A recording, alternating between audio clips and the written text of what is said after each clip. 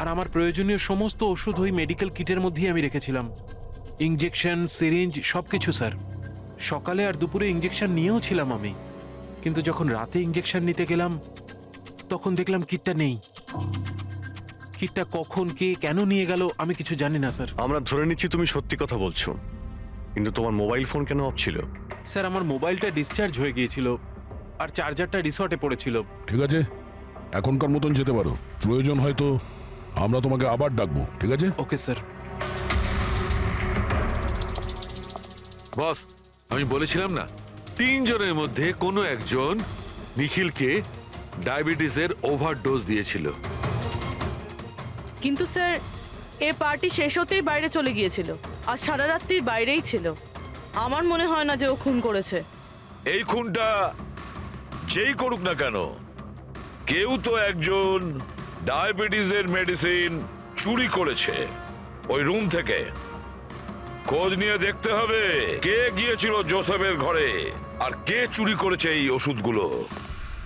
কীর্তি, সমীর আর প্রীতি এরা 3 জনই পার্টি শুরুর আগে জোসেফের রুমে গিয়েছিল। আর এই সমীরটা খুব রেগেছিল, নিখিলের ব্যাপারে আজে বাজে কথাও বলছিল। এদের 3 জনের মধ্যে কেউ হবে যারা ওই ডায়াবেটিসের কিট চুরি করেছিল। স্যার, প্রীতি তো হতে পারে না, কারণ সারা রাত ও বয়ফ্রেন্ডের সঙ্গে কথা বলছিল, ভিডিও চ্যাট করছিল। আর স্যার সমীর সেই অবস্থায় ছিলই না যে ওইসব করতে পারবে। কিন্তু তাহলে কীর্তি? কীর্তি তো রুমে একা ছিল স্যার, কারণ সারদা ধীরাজের সঙ্গে ওর রুমেই ছিল। আর স্যার, ওই মাস্টার কি কার্ড হাউসকিপিং লোকেদের কাছ থেকে ওই কার্ডটা কীর্তির ঘর থেকে উধাও হয়েছিল। তাহলে তো এর একটাই মানে দাঁড়ায় যে এই কীর্তি ওই ডায়াবেটিসের মেডিসিন নিখিলকে দিয়েছিল, ওর প্রাণ নিয়েছিল আর পালিয়ে গিয়েছিল ওখান থেকে।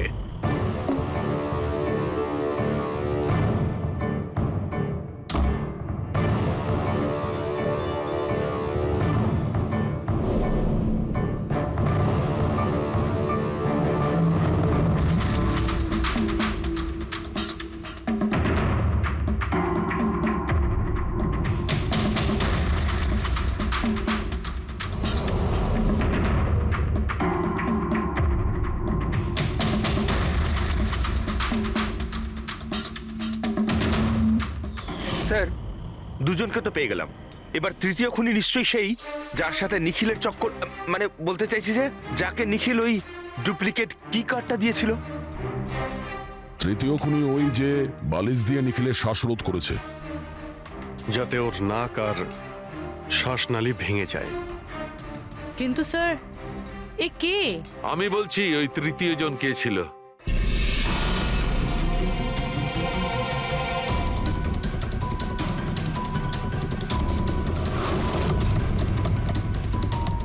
নিখিল, Nikhil sir, Nikhil, open the door sir. কি হয়েছে ভাই? কি হয়েছে? দরজা খুলছেন না তো? নিখিল দরজা খোল। Nikhil sir please open the door. আরে নিখিল! স্যারের আবার কিছু হয়ে যায়নি তো? আমি ফোন করে দেখছি। হ্যাঁ, তাড়াতাড়ি করো। নিখিল স্যার আপনি কি আমাদের কথা শুনতে পাচ্ছেন? তো ফোনও তুলছেন না। আরে এটা কি করে হতে পারে? নিখিল স্যার আপনি ভেতরে আছেন কি? তোর কাল রাতের হ্যাংওভার কাটেনি। তুই চুপ করবি? হ্যাঁ, হাউসকিপিং, তোমার কাছে এক্সট্রা চাবি আছে না? হ্যাঁ, দাও আমাকে। স্যার চাবি তো নেই, হারিয়ে গেছে। আরে হারিয়ে গেছে স্যার, মানে এটা কি? দরজা এরকম করে খুলুন, হারিয়ে স্যার। যাবে? ওয়েট, আমি এসে গেছি। ওয়েট, এটা কি করে হলো? তুমি কি কার্ড হারিয়ে ফেলেছো? দেখুন আপনারা এইসব পরে ডিসকাস করবেন, এখন প্লিজ দরজাটা আমার খুলুন। কাছে গেস্ট রুমের ডুপ্লিকেট কি কার্ড আছে। নিখিল, নিখিল স্যার।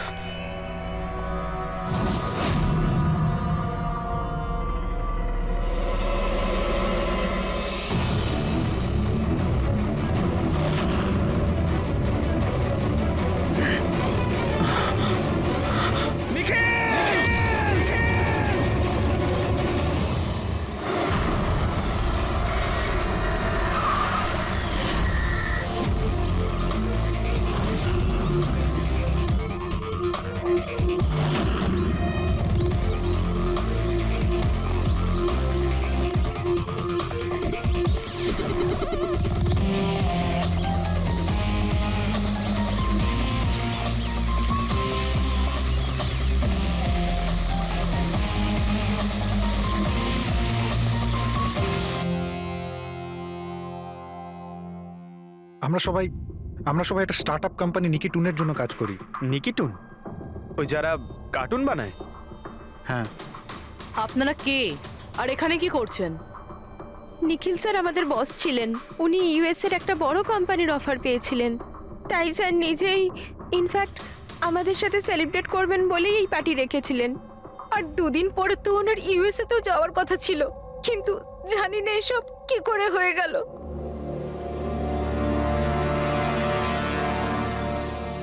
প্লিজ নিজেকে একটু সামলান।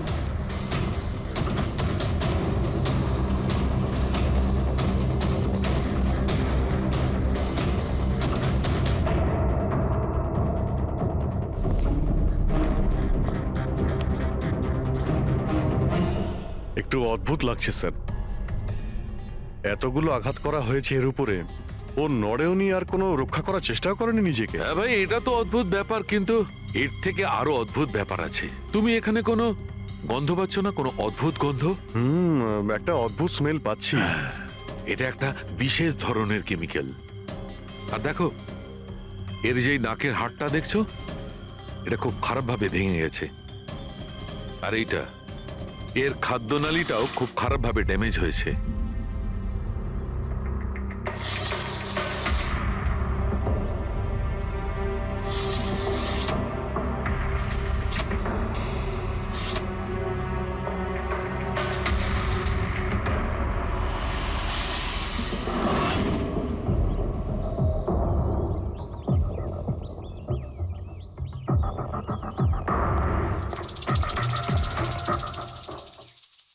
খুন পুরো প্ল্যান করেই করা হয়েছে। এই দেখো, এই ভ্যাক্সটা এই শাটারের লকে লাগিয়ে দেওয়া হয়েছে, যাতে এই লকটা ঠিকমতো বন্ধ না হয় আর খুনি খুব সহজেই ভেতরে আসতে পারে। স্যার, তার মানে খুনি এখান থেকে এসেছে?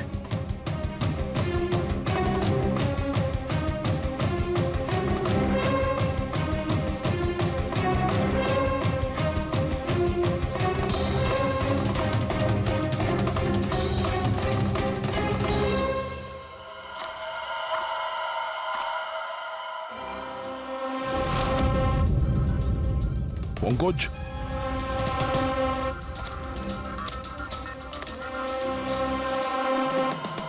জুতোর ছাপ। স্যার, দেখে তো মনে হচ্ছে 11 নম্বরের জুতো।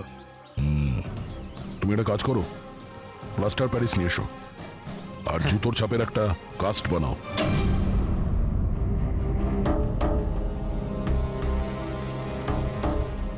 স্যার, কি কার্ড? রুমের কি কার্ড এখানে?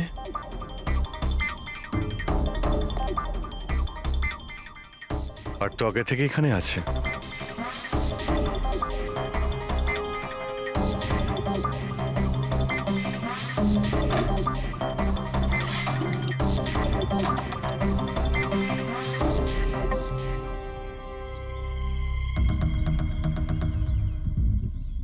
রবি, তুমি এই দরজার লক সিস্টেমটাকে চেক করাও। এইরকম দরজাতে যদি কেউ কার্ড সোয়াইপ করে ভিতরে ঢোকে, তাহলে লকের সফটওয়্যার ডেটাতে তার এন্ট্রি রেজিস্টার হয়। খোঁজ নিয়ে দেখো কাল রাত থেকে আজ পর্যন্ত কতজন এখানে এন্ট্রি নিয়েছে। স্যার, একটা কার্ড এখানে পড়ে রয়েছে আর একটা কার্ড ওখানে লাগানো রয়েছে, দুটো কার্ড।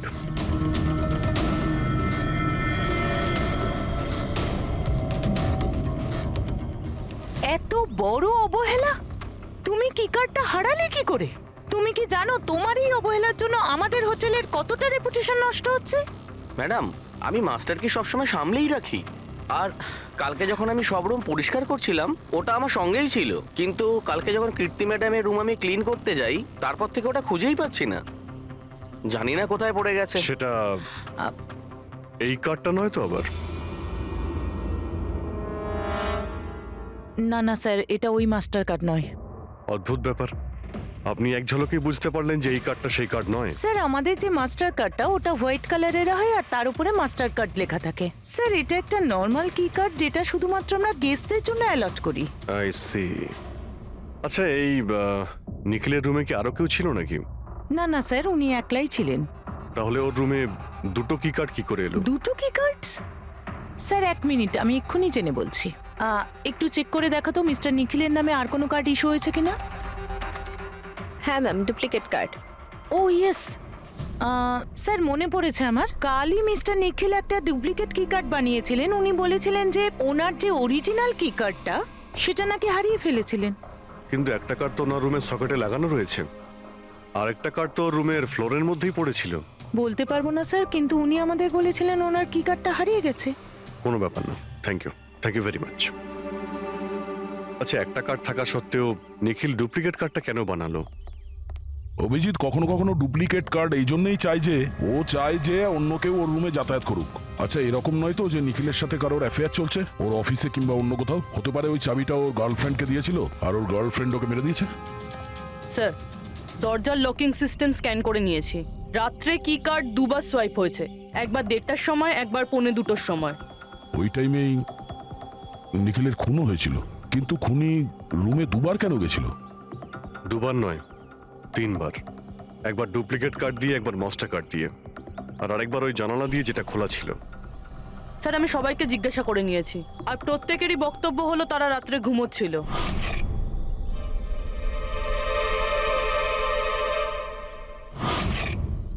সবাই ঘুমিয়েছিল? তাহলে ওই 3 জনকে যারা নিখিলের ঘরে ঢুকেছিল, আর তাদের মধ্যে খুনি কে? এর বুকের ওপর যে আঘাতের চিহ্ন আছে, এর থেকে এটা পরিষ্কার বোঝা যাচ্ছে যে একে কোনো ধারালো ছুরি দিয়ে আঘাত করা হয়েছে। তাহলে আমাদের প্রথম মার্ডার ওয়েপেন হলো একটা খুব ধারালো ছুরি। তখন বলেছিলাম না যে এর নাকের হাড়টা ভেঙে গেছে আর এর এই খাদ্যনালীটাও ড্যামেজ হয়েছে। হ্যাঁ, এই সব কিছু থেকে বোঝা যাচ্ছে যে এমন কোনো জিনিস দিয়ে ওর মুখ চেপে ধরা হয়েছিল যাতে ওর দম বন্ধ হয়ে যায়। এক্স্যাক্টলি। আর এই কাজটা করেছে কেউ এই বালিশটা দিয়ে, কারণ এই বালিশটা রোয়া আমি এর নাকের ওপর, এর গলায় আর মুখের ওপর পেয়েছি। তাহলে আমাদের মার্ডার ওয়েপন নাম্বার 2 হলো এই বালিশ। অভিজিৎ, মনে আছে ঘরের মধ্যে যখন ঢুকেছিলাম তখন আমি তোমাকে বলেছিলাম কোনো অদ্ভুত গন্ধ পাওয়া যাচ্ছে? হ্যাঁ, আপনি বলেছিলেন যে ওই কেমিক্যালের মতো একটা গন্ধ আসছে। এক্স্যাক্টলি অভিজিৎ, ওই কেমিক্যাল হচ্ছে ডায়াবেটিসের ওষুধ, যেটা ডায়াবেটিসের পেশেন্টরা প্রায় ইনজেকশনের মাধ্যমে নিয়ে থাকে। এই দেখো, এই যে এখানে। আমার মনে হয় না যে ও ডায়াবেটিস ছিল। এই যে ইনজেকশনটা কোনো আনাড়ি লোক দিয়েছে, ও একে ডায়াবেটিসের ওষুধটা শুধু মেরে ফেলবার জন্যই দিয়েছে। স্যার, ওই কেমিক্যালটা নয় তো, যেটা ডায়াবেটিসের রোগীদের জন্য তো ওষুধের কাজ করে, কিন্তু যদি কোনো নর্মাল মানুষ নিয়ে নেয় বা ওভারডোজ হয়ে যায় তাহলে মারাও যেতে পারে। এক্স্যাক্টলি। এই 3টে পদ্ধতির মধ্যে যে কোনো একটা পদ্ধতি দিয়ে একে মারা যেত। তাহলে খুনি 3টে পদ্ধতি প্রয়োগ করলো কেন একে মারার জন্য? কারণ খুনিও একজন নয়, 3 জন। কি?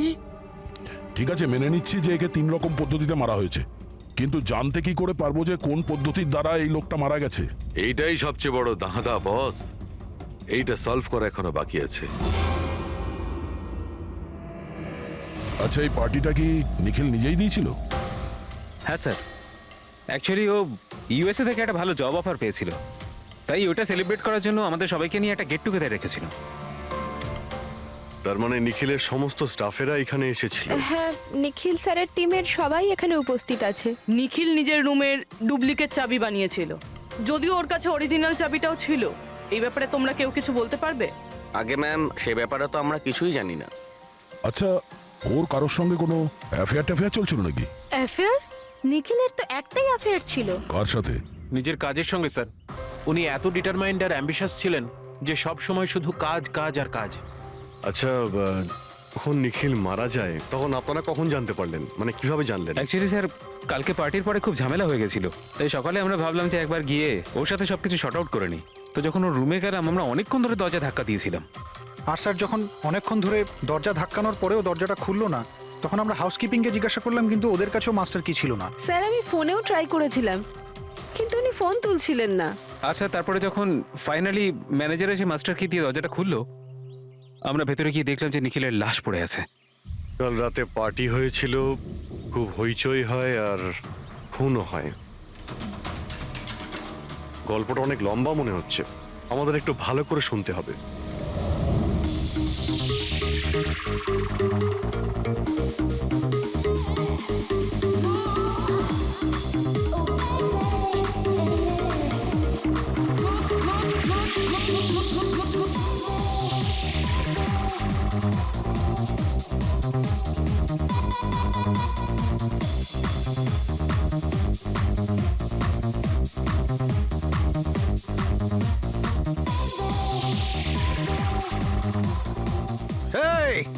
Everyone, I want to raise a toast here. Yay!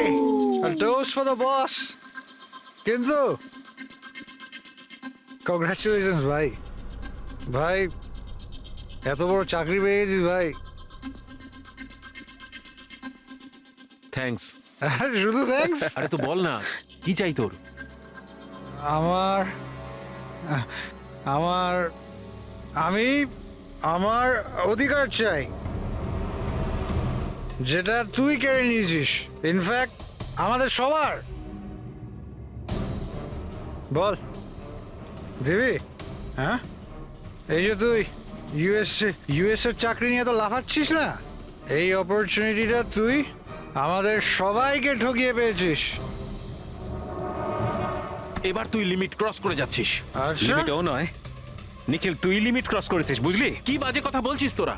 বাজে কথা নয়, ও একদম ঠিক বলেছে। তোর ডিলের পেপার ইউএসএ কোম্পানির সঙ্গে আমি দেখেছি। ইউএস এর কোম্পানি নিকি টুনস মানে আমাদের কোম্পানিকে ফান্ড অফার করেছিল, কিন্তু তুই আমাদের সবার পরিশ্রম ব্যবহার করে একাই ক্রেডিট নিতে চাইছিস। মনোজকে মনে আছে? মনোজ গাইজ, কলেজে এর একটা বন্ধু ছিল যার নাম ছিল মনোজ।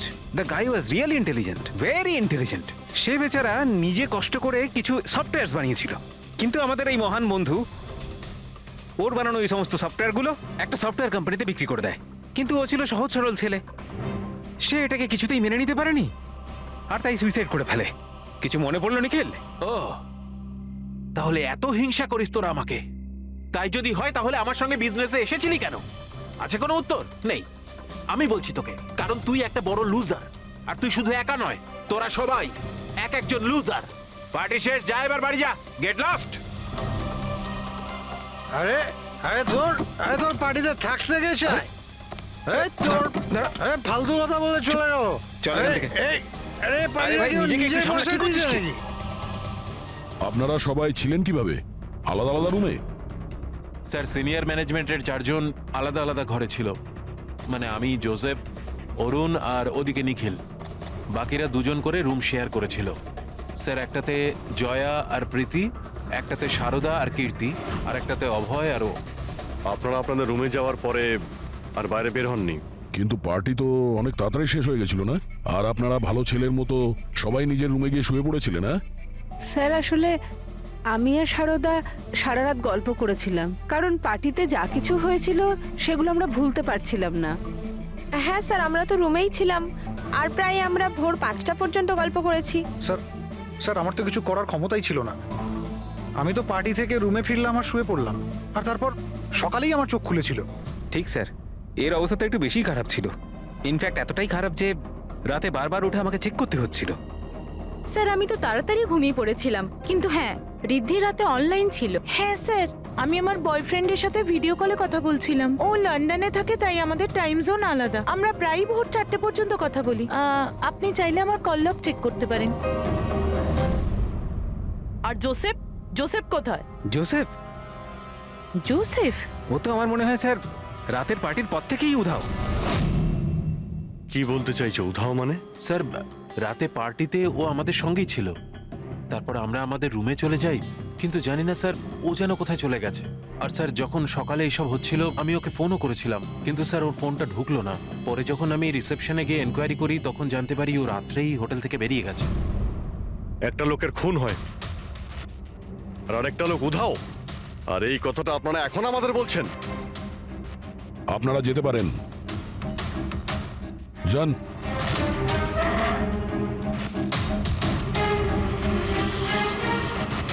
স্যার, আমার তো মনে হচ্ছে এরা প্রত্যেকে মিথ্যা কথা বলছে।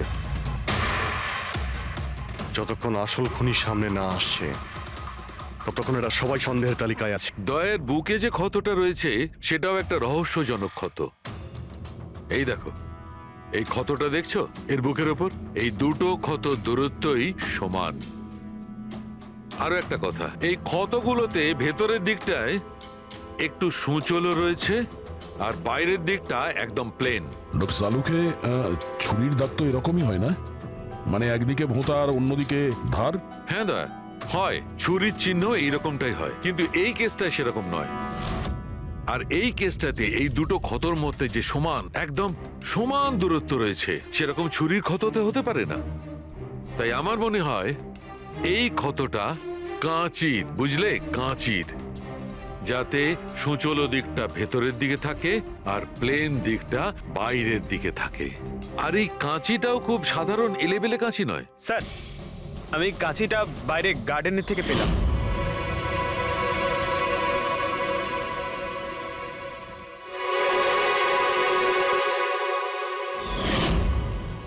এই দেখো, আর স্যার, ওর ওপর ব্লাডের ট্রেসেসও আছে। আমি যেমন বলছিলাম সেই রকমই কাঁচি, আর এর উপরে ব্লাডের ট্রেসেসও পাওয়া গেছে। হতে পারে খুনি এই কাঁচি দিয়েই আঘাত করেছে। ইয়াস, আর একটা কথা, যে আঘাত করেছিল সে লেফট হ্যান্ডার ছিল।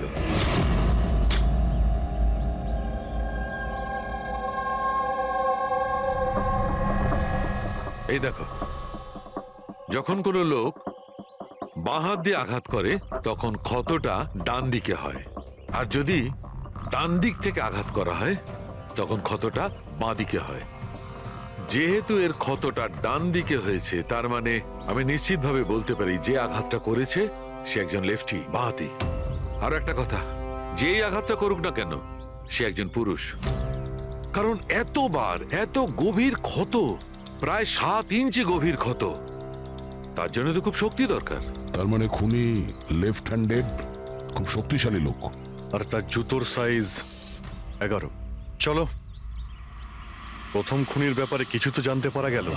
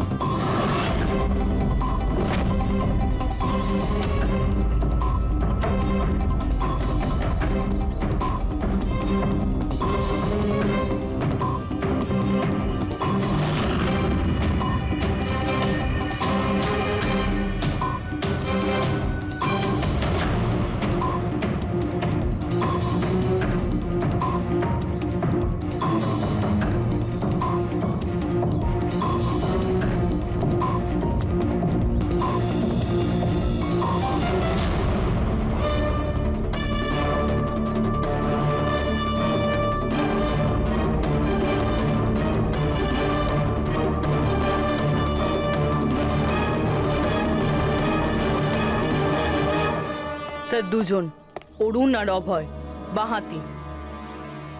অরুণ সিঙ্গেল রুমে ছিল আর অভয় সমীরের সাথে রুম শেয়ার করেছিল।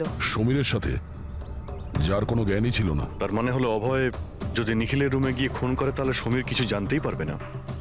আর স্যার, অরুণ, ও তো একা ছিল। এই দুজনেরই পোটেনশিয়াল সাসপেক্ট। আচ্ছা, ওদের জুতোর মাপটা চেক করেছো? হ্যাঁ স্যার, চেক করেছি। দুজনের মধ্যে কেউই 11 নম্বরের জুতো পরে না।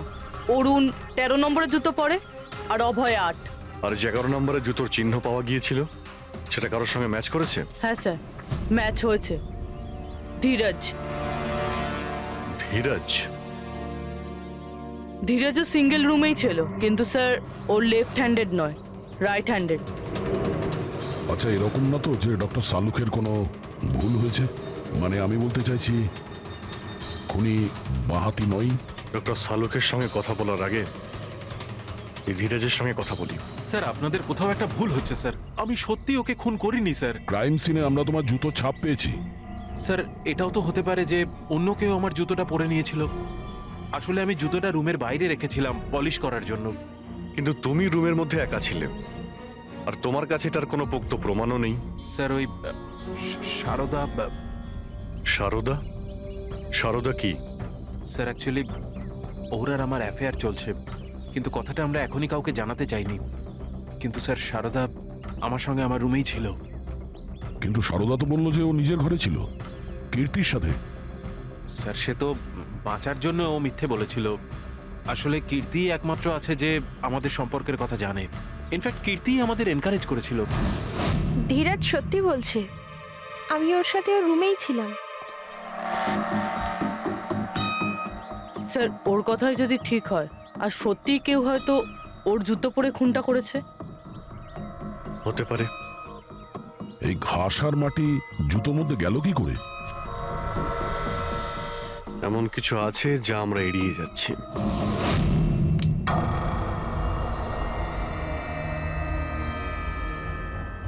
নিখিলকে খুন এই অভয় করতে পারে। অভয়? হ্যাঁ, কিভাবে স্যার? একটু ভেবে দেখো পুরবী। অরুণ, যার জুতোর সাইজ 13 নম্বর, এই জন্য অরুণ ধীরাজের জুতো পরতে পারবে না, তার কারণ ধীরাজের জুতোর সাইজ 11। অরুণের পা ধীরাজের পায়ের থেকে বড়।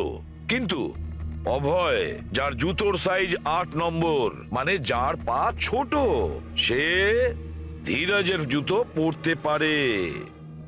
অভয় ধীরাজের জুতো নিজের পায়ে পরে নিখিলকে খুন করতে পারে। এবার বাকি থাকলো ওই পায়ের ছাপ। যখন কোনো ছোট পায়ের লোক কোনো বড় পায়ের লোকের জুতো পরে হাঁটে, তখন নিজের শরীরের ব্যালেন্স বজায় রাখার জন্য সে নিজের বডির ভারসাম্য রক্ষা করতে জুতোর সামনের দিকে ভর দেয়, আর এই জন্য ছাপটাও সেরকম হয়। বুঝেছো? তা তোমার জুতোটা একবার পুরবিকে দাও, হেঁটে দেখাও।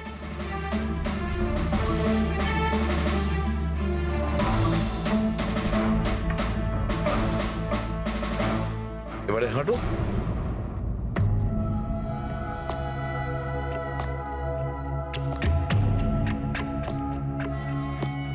হ্যাঁ স্যার, ব্যালেন্স করার জন্য আমাকে প্রেশারটা সামনে দিতে হচ্ছে। হ্যাঁ, সেই জন্যই আমরা ওখানে যে জুতোর চিহ্ন পেয়েছিলাম সেটা সামনের দিকটায় বসেছিল। মানে 3টে খুনির মধ্যে একটা খুনি হলো অভয়।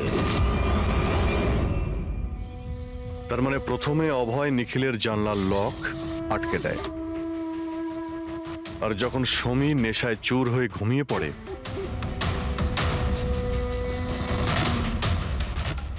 অভয় বাইরে যায়, ধীরাজের জুতো পরে,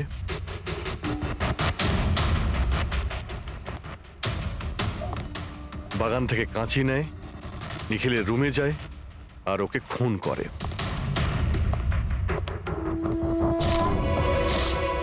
এবার খোঁজ নিতে হবে বাকি 2জন খুনি কারা, আর এই 3জনের মধ্যে প্রথম কে খুন করেছে। বস, এত খুশি হবার কোনো দরকার নেই। এই কেসটা এখনো সলভ হয়নি। মনে আছে নিখিলের 2জন খুনি এখনো বাকি আছে। হ্যাঁ সালুকে আমি জানি যে আরো 2টো খুনি বাকি আছে, আর তাদেরও তাড়াতাড়ি পাওয়া যাবে। পেয়ে গেছি স্যার, পেয়ে গেছি। ওই জোসেফকে পেয়ে গেছি। এটা সত্যি স্যার, আমি রাত্রে রিসর্ট থেকে চলে গিয়েছিলাম, কারণ স্যার আমার ডায়াবেটিস আছে, আর আমাকে সারাদিনে 3বার ডায়াবেটিসের ইঞ্জেকশন নিতে হয়। আর স্যার আমি যখন রাত্রে ডায়াবেটিসের ইঞ্জেকশন নিতে যাই, তখন দেখি মেডিকেল কিটটা রুম থেকে উধাও। তাই স্যার বাধ্য হয়ে ইঞ্জেকশন নিতে আমায় বাড়ি ফিরে যেতে হয়। ভেবেছিলাম সকালেই ফিরে আসব। এর মানেটা কি? তোমার ডায়াবেটিসের কিট উধাও হয়ে গিয়েছিল? মানে স্যার আমি বলতে চাইছি, আমরা 2 দিনের জন্য রিসর্টে এসেছিলাম, আর আমার প্রয়োজনীয় সমস্ত ওষুধ ওই মেডিকেল কিটের মধ্যেই আমি রেখেছিলাম। ইঞ্জেকশন, সিরিঞ্জ সবকিছু স্যার। সকালে আর দুপুরে ইঞ্জেকশন নিয়েও ছিলাম আমি, কিন্তু যখন রাতে ইঞ্জেকশন নিতে গেলাম, তখন দেখলাম কিটটা নেই। কিটটা কখন কে কেন নিয়ে গেল আমি কিছু জানি না স্যার। আমরা ধরে নিচ্ছি তুমি সত্যি কথা বলছো, কিন্তু তোমার মোবাইল ফোন কেন অফ ছিল? স্যার আমার মোবাইলটা ডিসচার্জ হয়ে গিয়েছিল, আর চার্জারটা রিসর্টে পড়েছিল। ঠিক আছে, এখনকার মতন যেতে পারো। প্রয়োজন হয়তো আমরা তোমাকে আবার ডাকবো, ঠিক আছে? Okay sir. বস, আমি বলেছিলাম না 3জনের মধ্যে কোনো একজন নিখিলকে ডায়াবেটিসের ওভারডোজ দিয়েছিল। কিন্তু স্যার এ পার্টি শেষ হতেই বাইরে চলে গিয়েছিল, আর সারা রাত্রি বাইরেই ছিল। আমার মনে হয় না যে ও খুন করেছে। এই খুনটা যেই করুক না কেন, কেউ তো একজন ডায়াবেটিসের মেডিসিন চুরি করেছে ওই রুম থেকে। খোঁজ নিয়ে দেখতে হবে কে গিয়েছিল জোসেফের ঘরে, আর কে চুরি করেছে এই ওষুধগুলো। কীর্তি, সমীর আর প্রীতি, এরা 3জনই পার্টি শুরুর আগে জোসেফের রুমে গিয়েছিল, আর এই সমীরটা খুব রেগেছিল, নিখিলের ব্যাপারে আজে বাজে কথাও বলছিল। এদের 3জনের মধ্যে কেউ হবে যারা ওই ডায়াবেটিসের কিট চুরি করেছিল।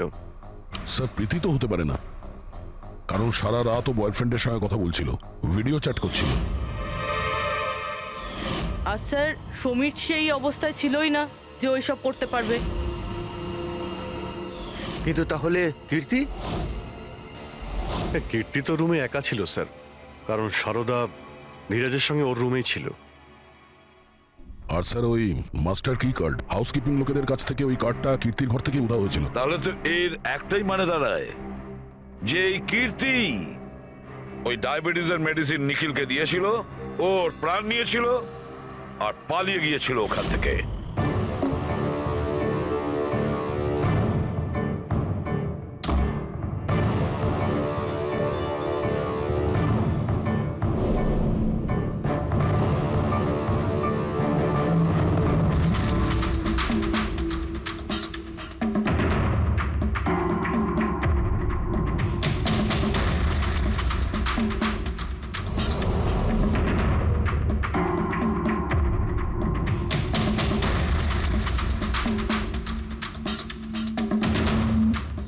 স্যার, দুজনকে তো পেয়ে গেলাম, এবার তৃতীয় খুনি নিশ্চয়ই সেই যার সাথে নিখিলের চক্কর, মানে বলতে চাইছি যে যাকে নিখিল ওই ডুপ্লিকেট কি কার্ডটা দিয়েছিল।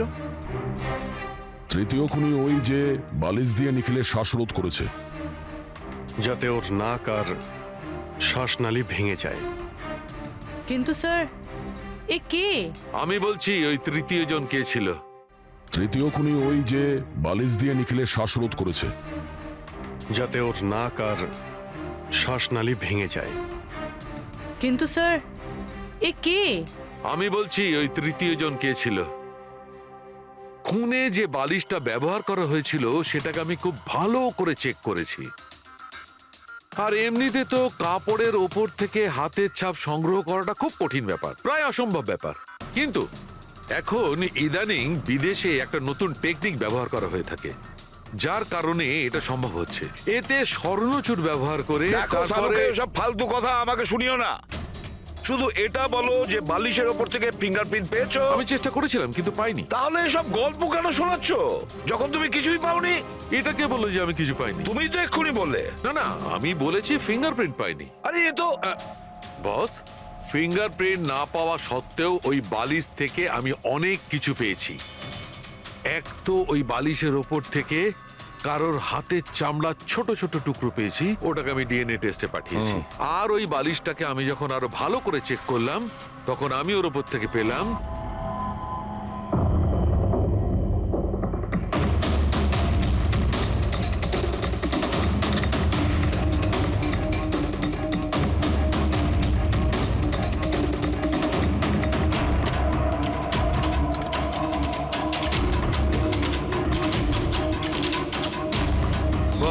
হাতের সাইজ ছোট হওয়াটা, বাম হাতের আঙুলের মধ্যে আংটি আর বালিশের ওপর নখের আঁচড়, এই সবকিছুই প্রমাণ করছে যে এটা কোনো মহিলার কাজ। দেখলেন স্যার, আমি বলেছিলাম কিনা নিখিলের নিশ্চয়ই কোনো মহিলার সাথে চক্কর ছিল। কিন্তু কে কে হতে পারে? এরা ওই হাতের ছাপের সঙ্গে ওদের হাতের ছাপ ম্যাচ করিয়ে দেখুক না। না সালুকে, তাতে কোনো লাভ নেই, এতে কিচ্ছু হবে না। কেন?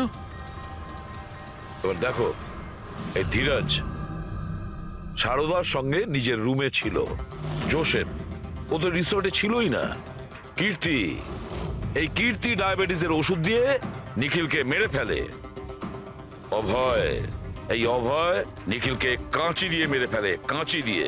জয়া তো ঘুমিয়েছিল রিসর্টে নিজের রুমে, প্রীতি সারা রাত ভিডিও কলিং এ এনগেজ ছিল, সমীর তো ড্রিঙ্ক করে বেহুশ ছিল। তাহলে এদের মধ্যে বাকি থাকলো অরুণ, যার কাছে কোনো প্রমাণ নেই। ও বলেছে ও একাই নাকি রুমে ছিল। অরুণ? কিন্তু বস, খুনি তো কোনো মহিলা। সেই জন্যই তো সালুকে এদের মধ্যে কারোর হ্যান্ডপ্রিন্ট ম্যাচ করবে না, এদের মধ্যে কারোর হ্যান্ডপ্রিন্ট ম্যাচ করবে না, কারণ খুনি এদের মধ্যে কেউই নয়, এদের মধ্যে কেউই না, অন্য কেউ। আর আমি জানি সে কে।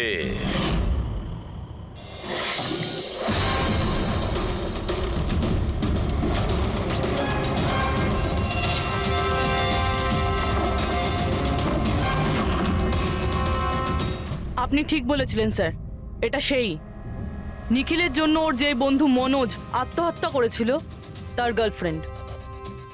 মনোজের গার্লফ্রেন্ড?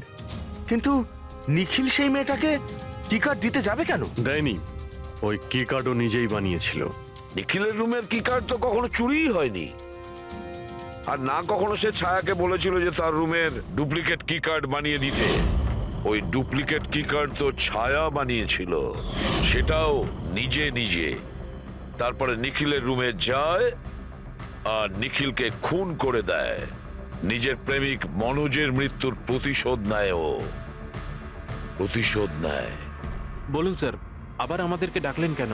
আগে হ্যাঁ, আপনাদের আমরা এই কারণে ডেকেছি, কারণ খুনিকে আমরা জানতে পেরেছি। আপনারা জেনে গেছেন স্যার কে সে? আপনার জানার খুব তাড়া দেখছি। স্যার সে তো আমি এমনি জিজ্ঞেস আচ্ছা। করছি। মিস্টার অভয়, তোমার কি মনে হয় কে খুন করেছে? স্যার এটা আমি কি করে বলতে পারবো? এটা তো আপনাদের জানার কথা। আমরা তো জানি, আপনারাও কিছু আন্দাজ করুন। মিস ছায়া, আপনার কিছু আন্দাজ আছে? সেটা আমি কি করে বলতে পারি? দেখুন প্লিজ আপনারা তাড়াতাড়ি করুন, আমায় যেতে হবে, জরুরি কাজ আছে। আরে হ্যাঁ, আপনার তো তাড়া রয়েছে। যেমন খুনের রাতে ছিল, নিখিলকে বালিশ দিয়ে খুন করার পরে তাড়াহুড়ো করে ওখান থেকে বেরোনোর সময় আপনি এই ডুপ্লিকেট কার্ডকে ওখানে ভুলে আসেন। মনে পড়ছে কি আপনার? এসব কি বলছেন কি? আমি কেন ওকে খুন করব? আমি তো ওকে চিনি না। অফকোর্স আপনি ওকে চেনেন।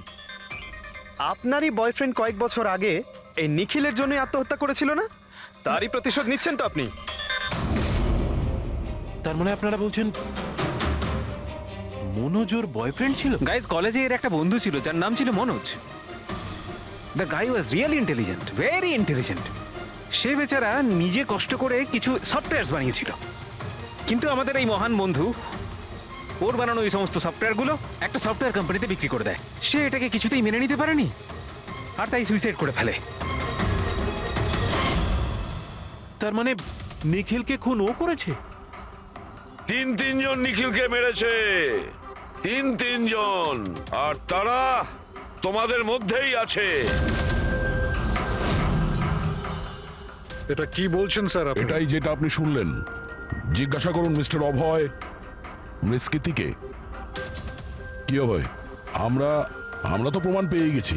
এখন তোমরা নিজেদের দোষ নিজেরা স্বীকার করবে নাকি পুরো ঘটনাটা আমাদের থেকেই শুনবে? বলছি স্যার, এই নিখিল আমাদের সবাইকে ঠকিয়েছিল স্যার, আর সেই কথাটা আমি কিছুতেই ভুলতে পারছিলাম না স্যার। আর শুধু সেই রাগের কারণে আমি ওকে খুন করে ফেলেছিলাম স্যার। ও যে ইউএস এর অপরচুনিটি পেয়েছিল তাতে আমাদের সবার পরিশ্রম ছিল, আর ও আমাদের সবাইকে বাদ দিয়ে একাই ক্রেডিট নিতে চাইছিল। আমি এটা সহ্য করতে পারিনি, আর আমি জোসেফের ডায়াবেটিসের ইনজেকশন দিয়ে ওকে মেরে ফেলি। যাক, ভালো হয়েছে তোমরা সবাই নিজেদের অপরাধ স্বীকার করেছো। এদেরকে অ্যারেস্ট করো। কিন্তু স্যার আপনারা এইভাবে আমাদের অ্যারেস্ট করতে পারেন না। তোমার মাথা ঠিক আছে তো? তোমাদের সবার বিরুদ্ধে প্রমাণ আছে আমাদের কাছে। প্রমাণ? আপনাদের কাছে এই প্রমাণ আছে যে আমরা ওকে মারার চেষ্টা করেছিলাম। এবার তিনটে আলাদা আলাদা লোক আলাদা আলাদা ভাবে মারার চেষ্টা করেছে, তাহলে তিনজন তো খুনি হতে পারে না। খুনি সেই যে প্রথমে মারার চেষ্টা করেছিল, আর বাকি দুজন ওরা লাশকে মারার চেষ্টা করেছিল। এবার যতক্ষণ না আপনারা এটা প্রুফ করছেন যে প্রথমে মারার চেষ্টা কে করেছে, আপনারা আমাদের গ্রেফতার করতেই পারেন না। আর যদি গ্রেফতার করেও নেন তাহলে আমাদের বিরুদ্ধে কোনো কেস হবে না, কারণ মৃত ব্যক্তিকে কেউ 3 বার মারতেই পারে না। কীর্তি, ছায়া, অভয়, তোমাদের তিনজনের মধ্যে আসল খুনি কে সেটা আমরা খুব তাড়াতাড়ি বলবো। কিন্তু একটা কথা খুব ভালো করে মনে রেখো, আজ পর্যন্ত কোনো অপরাধী আমাদের হাত থেকে নিস্তার পায়নি। খুব ভালো করে মনে রাখবে।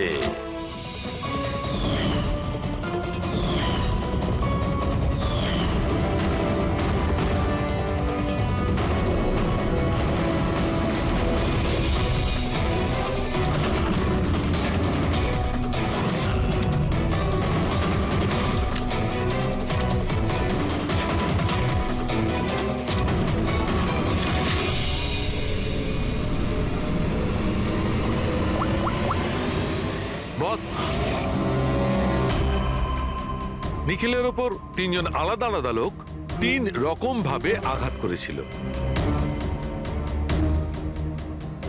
সবার আগে আপনার কথা ধরা যাক, কীর্তি, রাইট? আপনি নিখিলকে ডায়াবেটিসের ওষুধের ওভারডোজ দিয়েছিলেন, ইনজেক্ট করেছিলেন। সাধারণত যখন আমরা কাউকে ওষুধ দিই বা বিষও দিই, তখন সেটা মানুষের দেহে ছড়িয়ে পড়ে তার রক্ত প্রবাহের মাধ্যমে। ওষুধ বা বিষ প্রথমে হার্টে পৌঁছায়, তারপর হার্ট সেটাকে পাম্প করে পুরো শরীরে ছড়িয়ে দেয়। কিন্তু এই ওষুধটা যেটা আপনি নিখিলকে দিয়েছিলেন, সেটা ওর পুরো শরীরে ছড়ায়নি, বরং কিছুটা ওষুধ তো বাইরেই বেরিয়ে এসেছিল। কেন? কারণ ওর হার্ট কাজই করছিল না, হার্ট পাম্পই করছিল না, সেই জন্যে ওটা ওষুধটাকে পাম্পই করেনি। মানে যখন আপনি নিখিলকে ওষুধটা দিয়েছিলেন, ততক্ষণে নিখিল মারা গেছে। এবার আপনি, আপনার নাম কি? অভয়। অভয়। অভয় একটা বড় কাঁচি দিয়ে খুব জোরে ওর বুকে আঘাত করেছিল, রাইট? এরকম অবস্থায় কোন লোক কোন ধারালো অস্ত্র দিয়ে যদি কারোর বুকের উপর আঘাত করে, তাহলে কি হবে? তখন রক্তের ফোয়ারা ছুটবে। কিন্তু নিখিলের কেসে এমনটা হয়নি। কয়েক ফোঁটা রক্ত বেরিয়েছিল, আর সেটাও গড়িয়ে গড়িয়ে ওর শরীরের বাইরে আসছিল। কেন? এগেইন, ওর হার্ট রক্তকে পাম্পই করছিল না। এই জন্য করছিল না যে হার্ট তখন কাজই করছিল না। মানে এটা পরিষ্কার, আপনি যখন ওকে কাঁচি দিয়ে আঘাত করেছিলেন, ততক্ষণে নিখিল মারা গেছিল। তার মানে এটাই, নিখিলকে সবার আগে যে মারতে এসেছিল অভয় তুমি ছিলে না।